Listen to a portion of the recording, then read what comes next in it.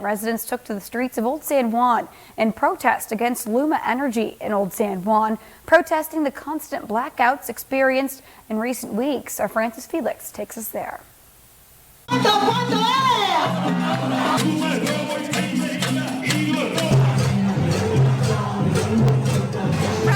and tired for the recent electrical interruptions, hundreds of citizens demand the cancellation of Luma Energy contract.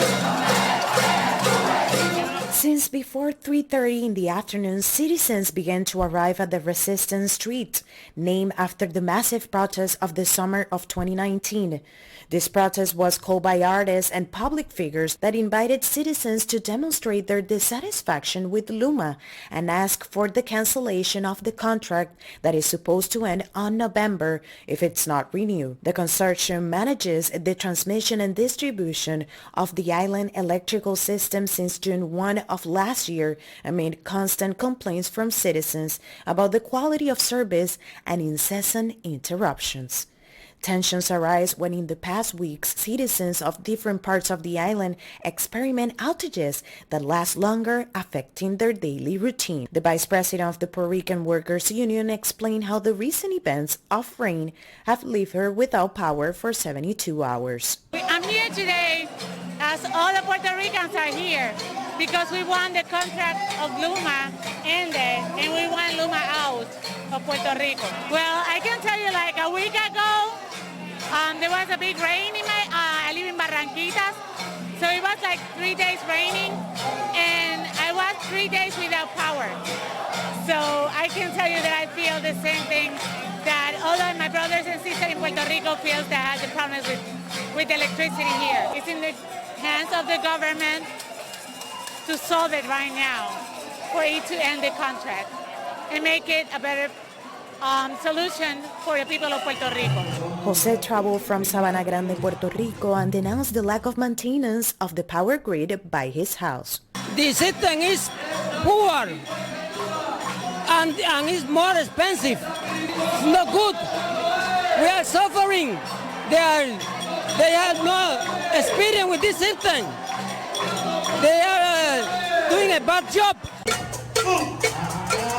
For Vladimir, the outages have affected her in her work performance. I'm here because we need to up our voice.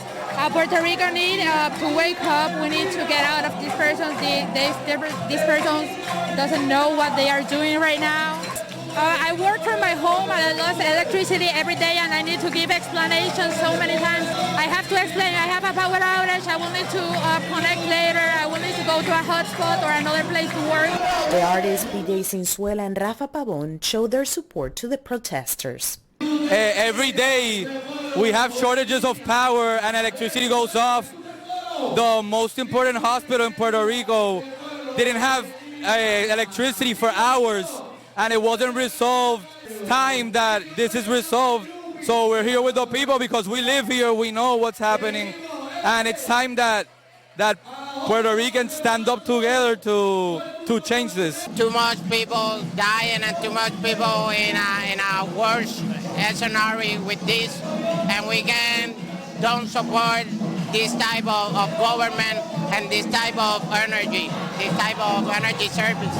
The protest ended at 9 p.m. when police dispersed the demonstration with smoke grenades and pepper spray.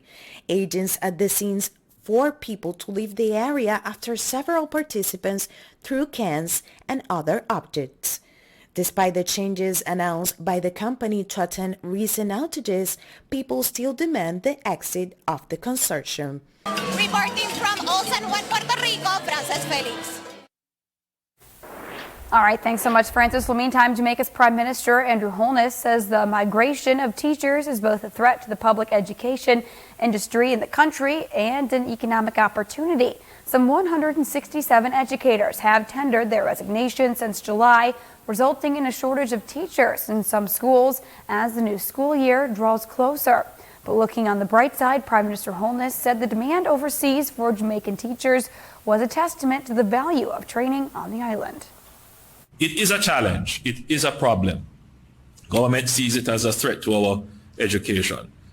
There is very little that we can do to stop someone from migrating Clearly, if they have no obligations in terms of a bond or owing the government any fees or anything like that, they're free to take advantage of the best opportunities that they have. And it is indeed, in a sense, a credit to our system that countries would seek to get teachers from Jamaica. It says how well our system operates. And maybe, whilst we view it as a threat, maybe we need to look at it in a systematic and strategic way to say to those persons who want to take our teachers, pay us to train teachers for you. And who knows, maybe there are some economic opportunities there that should be pursued. In the meantime, the Prime Minister expressed satisfaction with the strategies announced by the Education Ministry to address the teacher shortage. These include hiring retired teachers as well as 121 newly graduated teachers from the Ministry of Education's Special Scholarship Program who will be bonded to the public education system for 5 years. Well, switching gears now, 6 Cuban migrants adrift at sea on a makeshift raft were rescued by a cruise ship last week. The video shared with CNN showed the dramatic encounter on Friday as the Carnival cruise liner sailed from Tampa, Florida to Mexico. Patrick Oppman reports. Video taken aboard a cruise ship shows the dramatic rescue of 6 Cuban migrants at sea.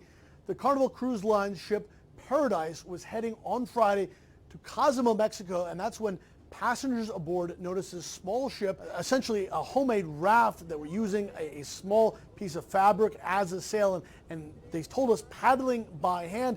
You can hear in the video the passengers encouraging, yelling to the migrants, the 6 migrants, as they get closer and closer to the cruise ship and are eventually rescued. According to the Carnival Cruise Line's representatives, the migrants were taken aboard, the 5 men and 1 woman.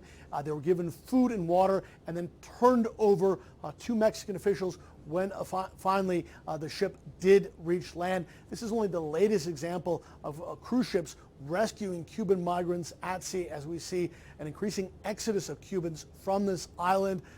Over 100,000, nearly 200,000 Cubans have crossed in the fiscal year 2022 from Mexico into the United States, and thousands of Cubans have taken to the sea in what is a very dangerous journey, taking to the sea aboard makeshift rafts like this one. The Cuban government blames U.S. sanctions for the increase in illegal migration, but U.S. officials say that the power outages and food shortages that are being experienced on this island are the result of the Cuban government's own failed economic policies. All right, thanks so much, Patrick. Well, meantime, the chance of being struck by lightning in a given year is less than 1 in a million. That's according to the CDC. But a few recent high-profile cases made clear lightning is dangerous and can be deadly. Mandy Gaither has more from an expert on how to avoid a lightning strike. It comes and goes in a flash. It was like a huge bomb. Lightning can strike anywhere. We heard it inside the church, knocked off the electricity. Being hit is rare. So far, 14 people have died from lightning strikes in the U.S. this year, according to the National Weather Service. Most people survive, but you can face serious health issues. You can lower your risk by going inside when you hear thunder, says Ron Hawley with the National Lightning Safety Council. Don't ask questions. Simply go to a large, substantial building or a fully enclosed metal-top vehicle. A lightning-safe structure is one that has grounded wiring and plumbing. Like most homes and buildings in the U.S., tents and places like sheds, dugouts, and picnic shelters are not safe from lightning strikes. During a storm, you should also stay away from porches or balconies and things that may conduct electricity, like corded electrical devices. You don't want to be touching the water running in the sink or in the shower or in the bathtub. Those are very good conductors. Trees and lightning are a dangerous combination. Holly says the strike can hit a tree and conduct ground current to a victim. There can also be a side flash where the tree is hit and a portion of the current hits someone near it. Or lightning can cause the bark or a limb to explode. It only lasts a few tenths of a second, but during that time it is incredibly strong. And if getting indoors isn't possible, there are still a few things that may lessen your risk. In a thunderstorm, avoid open fields, the top of a hill, or a ridge top, the Weather Service says. Likewise, you should stay away from from tall isolated objects like trees and immediately leave any bodies of water.